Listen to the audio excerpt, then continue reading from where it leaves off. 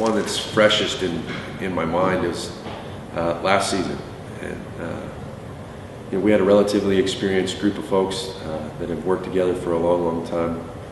This fire that we were on had some pretty heavy influence, not just from the supervision on the fire, but from the supervisors of the employees that were working on the local forest there and working on the fire.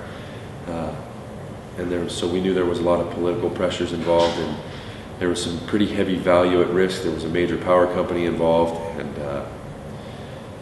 this particular piece of it was essentially the heel. And we had some really, really difficult time influencing what we thought was the best method of suppression. And we had elected essentially a couple of hotshot crews that elected to use a big piece of indirect line that was in a pretty steep slope, coming down a major ridge that they had used on a wildland fire in the past and had some success with it. And talking to the locals and gathering all of our intel there, that was the method that we had elected and we thought was the best bet.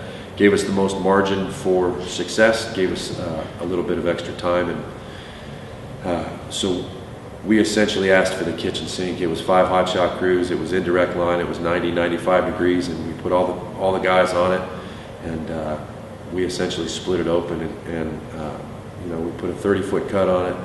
We plumbed it all with the proper water handling equipment and had portable tanks set up and had got everything on the same page. And when it finally came time to burn it, we started in on it a piece at a time, and had slowly seen it get successful as we went through, and we ended up having to split it up into 2 shifts, which we didn't originally anticipate. And at the end of that first one, our bunch was so close they could taste it, and we're really, really starting to see the start to finish piece of our fire that makes everybody so happy. And leaving it that first shift, I think it was a little bit nerve-wracking, and they were anticipating completing it the next day, and the adrenaline was starting to go, and we're on our 14th day on our last shift, and we have just this little piece to go, and we didn't have the window the next morning when we woke up.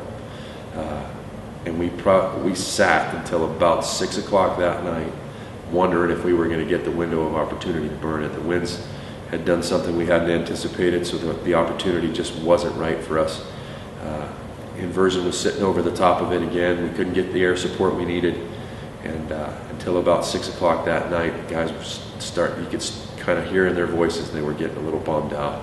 They knew we were going to go home, and there was just this little piece that we had left. And essentially about 6 o'clock that night, was talking to a couple of the other soups, and had decided to take a walk on the very bottom portion of this piece that we needed to burn. And as I was walking, I talked to one other guy that I had positioned as a lookout, and had explained to him that the conditions in a creek bottom that we were going to use to tie into had completely changed from the way that he described it, because he had originally walked it that morning, and the window of opportunity had opened up. And so for the last 2 hours of that shift, the guys spent the last 2 hours completing that burn.